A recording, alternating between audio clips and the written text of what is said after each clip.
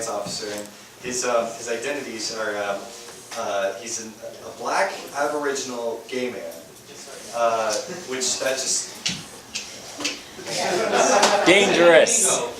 But I mean, like legitimately, like as a like classic liberal centrist, it really does weigh you down as far as being in a university. It sucks. I lived in Canada in 1988, and I came back 6 years ago. I was living in Europe for 20 years, and I went, holy shit. Did you bring Europe here with you, Sally? No. No, Europeans aren't that Eastern Europe. crazy. Western Europe is But even Western Europe. I lived in Hungary and Russia and Holland and UK, and I never saw anything like here. In Holland, I saw something. Was that? Had we been dumbed down over that period of time? Well, the Dutch are the closest to us because they've got the immigration thing going on. They're actually very careful to make some. I am an immigrant. I'm born in England. I'm American. I'm not even a Canadian. And I believe that immigration is being a very powerful thing for our country. But when I moved to the Netherlands, I learned something was that they had these blocks, and they're 10, 15 years ahead of us, of mass immigration of monocultures. So first came Surinamese, and then first came the Indonesians, whole communities of that, then whole communities of Surinamese, then whole communities of Moroccans, and whole communities of Turks. But when you have 1 million people from Turkey moving into a country that's the size of Toronto, all at once, and they don't learn the language, they don't integrate, and my wife at the time, she was taking Dutch language courses. One of her students beside her was a second-generation Dutch person who wasn't allowed to leave the house because she's originally from Turkey and they're a very strong religious background, and she wasn't even allowed to be seen talking to each other on the way to the car. And she was learning Dutch for the first time, so they had monoculture immigration. Canada is kind of done the same thing. Toronto is awesome. Toronto, people mix and live together. We have some neighborhoods which are culturally based, but it's not Vancouver. My favorite joke about Vancouver, you know the body of water between India and China? The Fraser River? Yeah.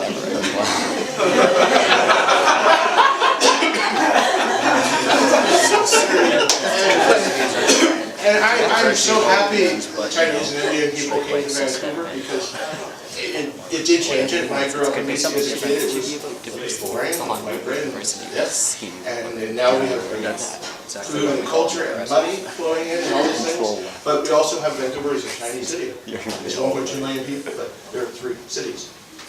Canada, and there's India. And we didn't ask people to integrate. So when I got to Holland, I saw that. And then I was living in Amsterdam when Theo van Gogh, the art director, was stabbed to death on his bicycle. And there was something bad happening here, right? And this is what happens, what's his name in the Dutch? Geert Wilders, right? I'm not as great supporter of Geert Wilders, actually, because I understand him in the Dutch context a little bit better. He's not a positive influence, but he is a symptom. Well, you had a number of him foretoing was like the gay politician. Yeah, he was killed when I was there too. He was shot in front of a... He was the one like kind of like rattling the bell about like hard radical Islam is very homophobic. But, I mean being as a gay man you get a bit more of a like to stand on there. But in the end you were killed by Dutch SJW. Yeah. And so Holland was a bit further down the SJW world, but it wasn't quite like here. They didn't have people talking about white privilege and da-da-da-da. They just were trying to be more liberal, more open, and actually appreciated it. But my last day in Holland, I was leaving, and I was walking through Amsterdam, and there's this tour guide, and he looked like he was Moroccan, maybe, brown skin, and he was telling this American tourist, and it's a wonderful country, we're tolerant, and you're lovely, and they're awesome people. And I couldn't help myself. I just looked at him and said, "You're brown," in Dutch. I said, "You're brown. How can you say that to these people? You're living here. They treat you like shit." Because I speak Dutch. I bought a house in a village of 12 people, 12 houses, and I was never Dutch. And you're not Dutch, right? But they're not, and I think I'm on a tangent here, but Europe is not as, coming back to Canada and seeing this and seeing kids talking about violence is the way. This is the last country in the world where violence needs to be the way. If there's any country where we can have a revolution and change and make things better for everyone without killing anyone, this is the country. If there's any country where we shouldn't be shaming people, this is the country. country. I was talking to a UT student yesterday. Some people aren't shameable. I There- have no shame. We are so good, such good people in Canada, and it's an obvious thing to say. Canadians are pretty damn good, Americans are pretty damn good too. I'm American. Keep listening to Venom. Get the hell back across the 49th. Stop trying to be a Maple Hillbilly. Go on, get over there. But we don't need to do what happened to Greg Elliott to make things better. When we did to Greg Elliott, all it's going to do is make things worse. When you go to the student yesterday at UT in front of Peterson State, he said, well, we're going to take on those white men. That's why I had to get it like that. What are you going to do to those white men? Have you seen those white men? Have you seen people in other countries? I lived in Russia. I saw people spit on black people every time we saw them, and it was perfectly normal. I lived in countries where God, those things I've seen. And you come back here, we're good people. We don't need to do that. I have left Ontario, I've seen nothing. Seriously. Oh, so you're doing your impression of Smuggly Puff? I see nothing? Yeah, really. She got arrested, for the record, Yes. Oh, she got a matching set of bracelets? Did she get 3 hots and a cock for a day or 2? yeah, it was because she damaged a She got a promise to here first. I'm going to a court case on Thursday. Yeah, isn't it? Which of her genders now, are you gonna agree? right on. Now, this is an interesting situation because, as I understand it, Smuggly identifies as a man. I wonder if she's going to enjoy her male privilege of 1/3 extra jail sentence. going to a male penitentiary or a male jail. Dennis the Trans Menace. First time I met Dan. We didn't get along very well. I tore Dan apart. Yeah, absolutely. We butted heads very, very passionately. And I still don't agree with everything you do, but I like you as a person anyway, Dan. Hey, We take different paths. I'm the asshole I have everybody the right loves. to judge your path. It's a great I love this asshole. But going back to Smuggly Puff and Big Red, you're familiar with Big Red? I was filming Big Red when all that happened, and Dan was there, and I feel very You're the guy. bad for them. Pardon? I feel horrible for them. Actually, is it all right if, can I Do you just want have to relive that moment? Yes, go ahead. just a little talk with the G squared? I was there, I don't want to relive that. You can, Alright, we alright. can plug the mic in.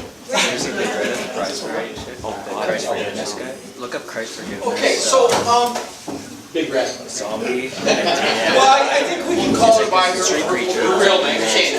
I think we He's can had call 2 her Shanty. encounters, one of I one don't of the think zombie. I have a problem, you know, I don't think she has a Big problem. Red. I think that there's a substantial amount of agreement there, Greg, that we both feel that Shanty was just a pawn pushed into a situation there. Because she could act, and she actually has a really nice voice. If you ever hear her sing, she actually has a nice set of voice. Cry me a river. She reminded me of some ex-girlfriends, so you know. And she's in the city council with Canadian politicians too, right? She's She type a crowd. She made a video with, I don't remember her name now, Sarah Boloshevik or something like that? Thompson, Sarah Thompson, yeah. Sarah Thompson was running for city council at one point, but she was. She wanted to be mayor, Sarah Mayor, Thompson, yeah. and she arrived at one of the events on a white horse. You know. Yeah, actually, one of them. That's privileged. Big Red started at Ford Fest. Which? Ford Fest. Our former mayor, Rob Ford. The family, every year, they have Ford Fest, where you get free hot dogs and hamburgers and beer. Centennial Park. And it's wonderful fun. But she rode into Ford Fest on a white horse. And she started attacking Ford. And she made a fool out of herself, right? And if you look at Chanty Binks, when she started going to University of Toronto, she did the same thing. Chanty Binks was wearing her fishnet stockings, her high heels, and she walked in dressed in her slut barge clothing, and she made a show. Well, right after her University of Toronto incident, she and Sarah Thompson made a video about how the pants work.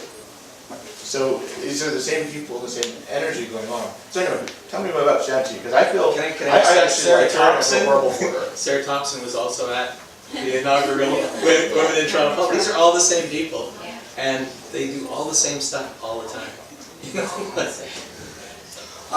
So, you know, obviously with Shanty, with the way things were playing out, I wanted to find out a little bit about this individual, and I did look around, and I did discover she had made a post on her Tumblr about how she was looking forward to entering in as a politician or becoming a politician.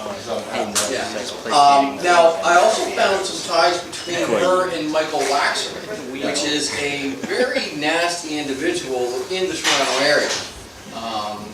He's a hardcore Marxist, just kind of in the behind the scenes of Occupy Toronto and Black Lives Matter and others. You'll see him in Rabble, that's it. What's the name again? Michael Laxer, L-A-X-E. Yeah. So, my, just looking at things there, I kind of felt that Michael Laxer pushed Chanty into her, to doing her thing. I'd like to go on record that I've never ever condoned any violent threats against her. I'm fine with people mocking her. What she did was rather deplorable. Why? Why? Yeah, why? Shitting on male suicide victims. Political theater is what most of them do. Political theater.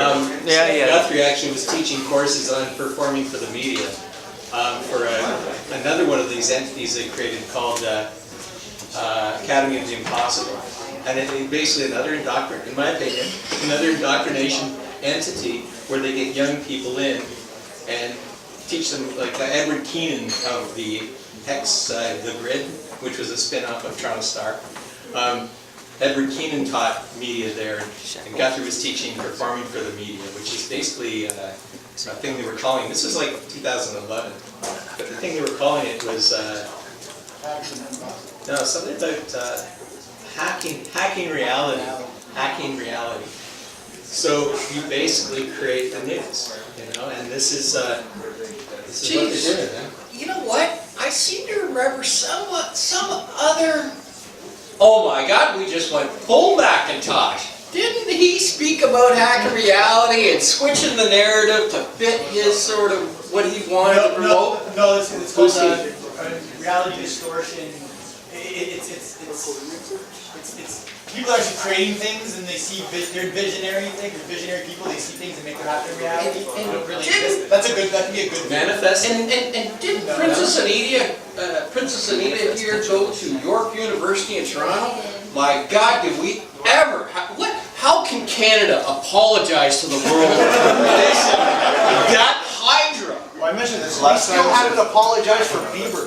We haven't apologized for Nickelback. I apologize. Whoever viewed it before, I apologize for repeating this from last time, but Anita Sarkeesian, she was very active, she and Macintosh were very active in the Ruckus Society before all this happened. You're familiar with the Ruckus Society is a Tides Foundation, US billionaire-funded organization that teaches people how to start riots.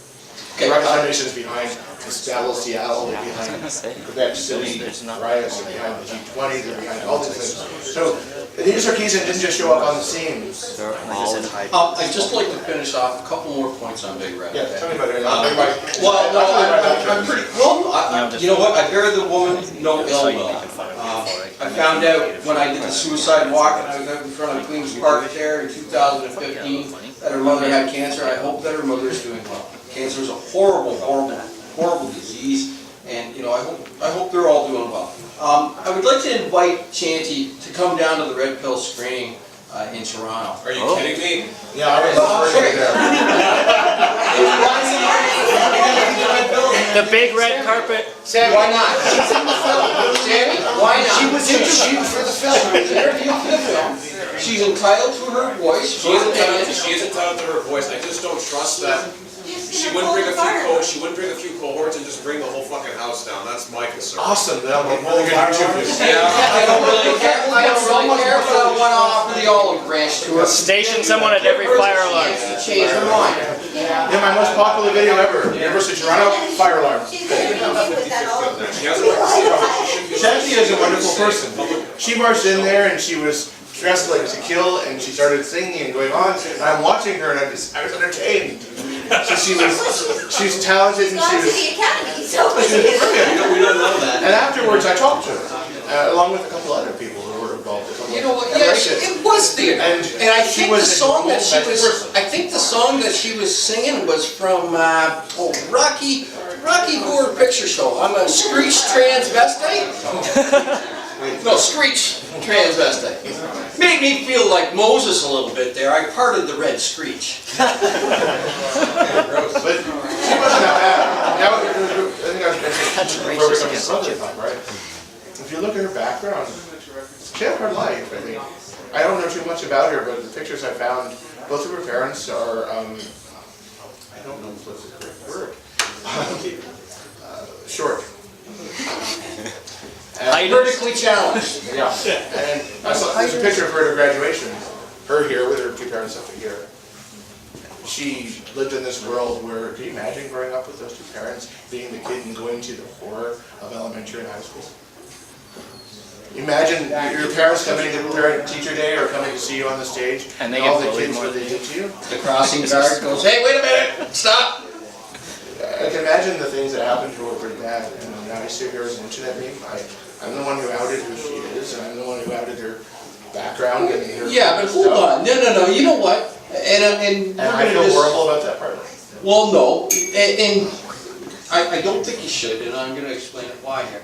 There was a whole system that enabled her and encouraged her to act like an idiot. I have zero tolerance for people who attack people at protests. I have zero tolerance for people who attack journalists. I have zero tolerance for people who attack police. And I'm sorry that I had to write this about her, but my judgment call was,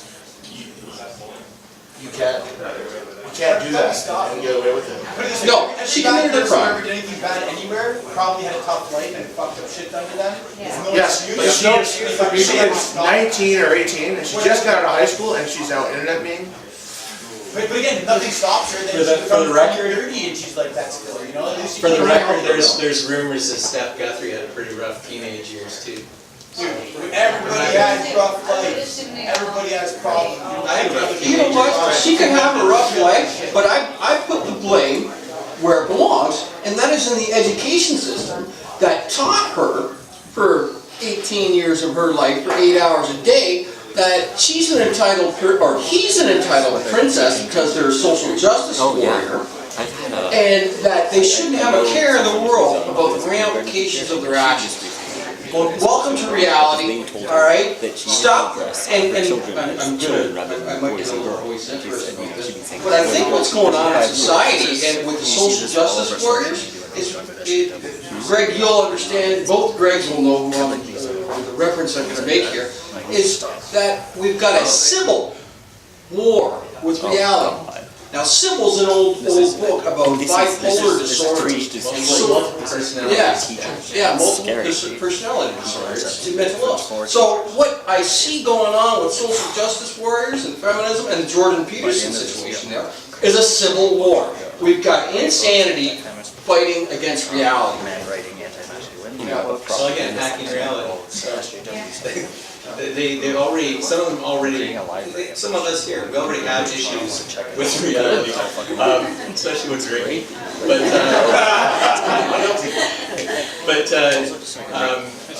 No problem, man. Yeah, I think they're useful idiots. I think they're promised, a lot of these people that are activists are funded through Tides Canada, across Canada to Centers for Social Innovations and things like that.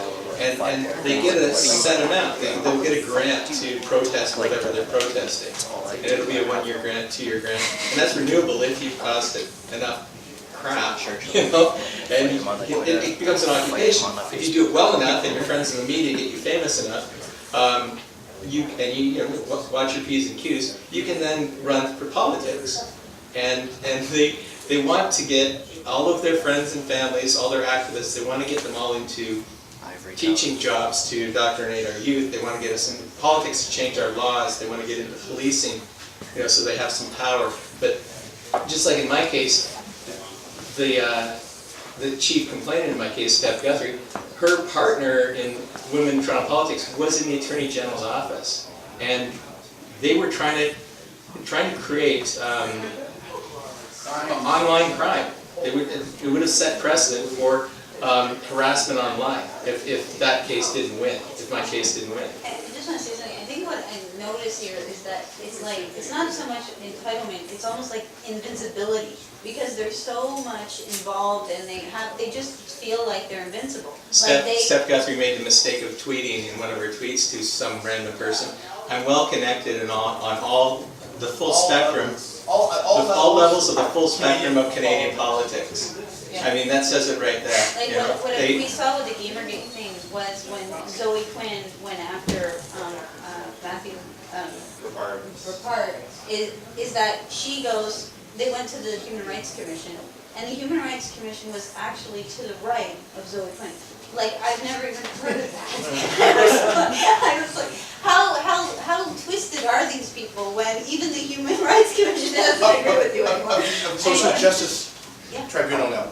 Just, Yes. let's call it by its name. Yeah. Let's make sure everyone knows that name. This is Yeah, but, Justice Tribunal. yeah, but that justice part is spelled J-U-S-T and then dash us. Yeah. You want to go back to America and tell how screwed up we are. We have Social Justice Tribunals. I know, Mark Stein, right? Can you build on that? Because there's more than one, isn't there? Well, they have a property tax one, right? Oh, boy, what, they amalgamated a whole bunch of human rights kind of tribunals into one kind of like seven-headed hydra craziness. It used to be like the Human Rights Tribunal, and then there was Canadian Civil Rights Tribunal. There was like 3 different tribunals or something. As a matter of fact, some of you who may be in law or interested in law, I think there's 17 or 1,400 tribunals that are in Ontario alone. If you are a paralegal, you can practice before those tribunals. I don't want to cut this short, but I do have at least one presentation made, and I don't want the person to leave. And I've got just one last thing to say. please. Midsummer, Women in Toronto Politics was canceled. They closed it up. So.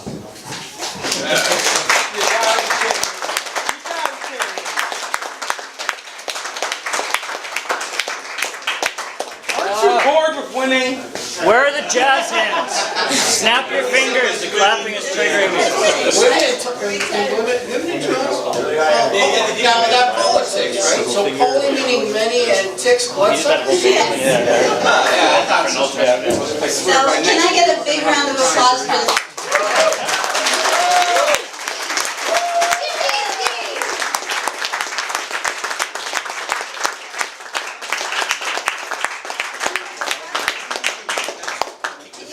Conquer Mars in the next year. Oh, no problem. Can you still hear me? Okay. Is Josh still here?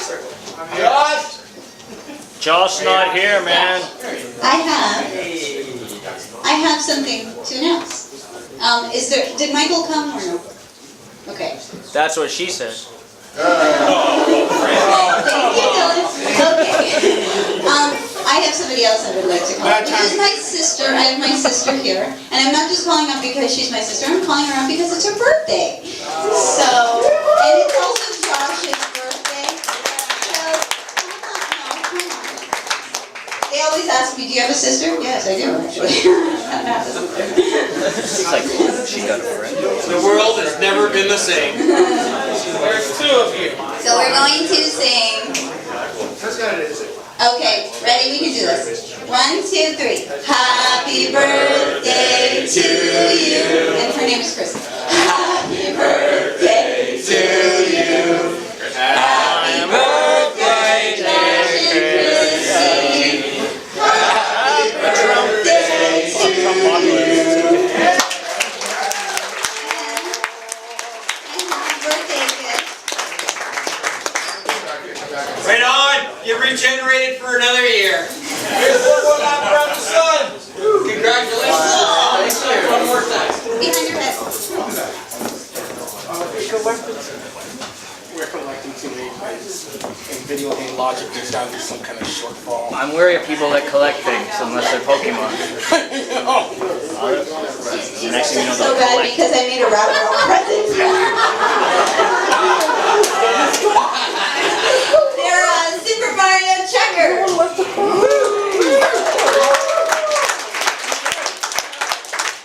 Happy birthday, guys. Make Mario great again. Okay, guys, we have 30 minutes and then we gotta pack up, so if you wanna play anything, get on the system, man.